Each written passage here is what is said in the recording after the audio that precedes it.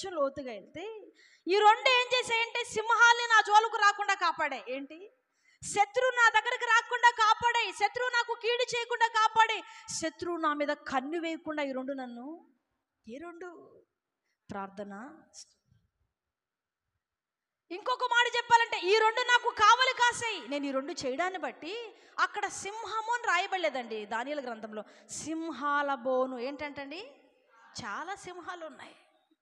ఒక సింహం అయితే ఏదో పొరపాటున ఆయన మీదకి కోపంగానో ప్రేమగానో వచ్చి ఆగిపోయిందని అనొచ్చు, కానీ అక్కడ సింహాలు ఉన్నాయంట. దైవ సేవకులుగా ఇద్దరు విశ్వాసాలని కట్టడమే ఒకే మాట మీద మాకు చాలా కష్టం, అవునా కాదు?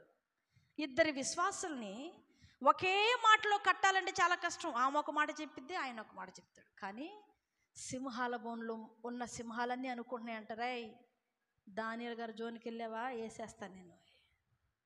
ఇంకొక సింహం అంటుందంటే చాలా ఆకలి వస్తుంది, కొంచెం కొంచెం తిందామంటే ఇంకొక సింహం అంటే దేవుడు చెప్పేంత వరకు మనకు ముందుకెళ్ళడానికి పర్మిషను, సరే నువ్వు కాపలాగా కాసేపు నేను నిద్రపోతా అనుకునిందంట ఒక సింహం. ఇంకొక సింహం ఉంటుందంట, సరే మనం ఎట్లాగా ఈ 12 గంటలని 3 గంటలకి డివైడ్ చేసాము, దానియేలు గారిని కూడా సింహాలు అంట డివైడ్ చేసి కాపలా కాసాయంట. ఎవరికి హాని చేయకుండా. దేన్ని బట్టమ్మా? ప్రార్థనా స్తుతి.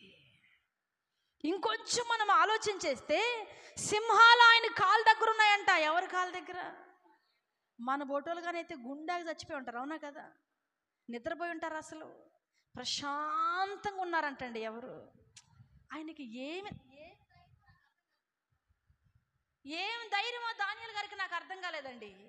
సింహాల బోన్లో అంత హడావుడి జరుగుతున్న సింహాలున్నా ఆయన ఎలా ఉన్నాడంట? ప్రశాంతంగా ఉన్నాడంటండి. నా లాంగ్వేజ్లో అనుకుంటున్నా, మేబీ మాట్లాడుకున్నారేమో. ఏంటి?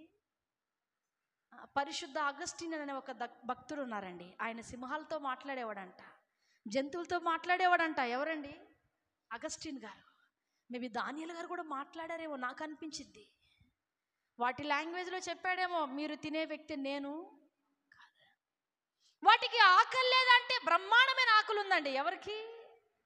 సింహాలకి పట్టలేనంత ఆకలండి. వాటికి ఆకలి ఉందని మనకి ఎలా తెలుసు అంటే, దానియేలు గారిని అలా సింహాల బోన్లో నుంచి పక్కకు తీసి మరి నా సింహాల బోన్లో వేయకముందు ఏం చేసాయంట?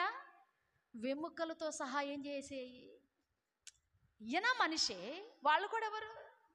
ఈయనలో రక్తం ఉంది, వాసన పసిగట్టగలవు, ఆయనలో రక్తం ఉంది, పసిగట్టగలవు. కానీ డిఫరెంట్ ఏంటి?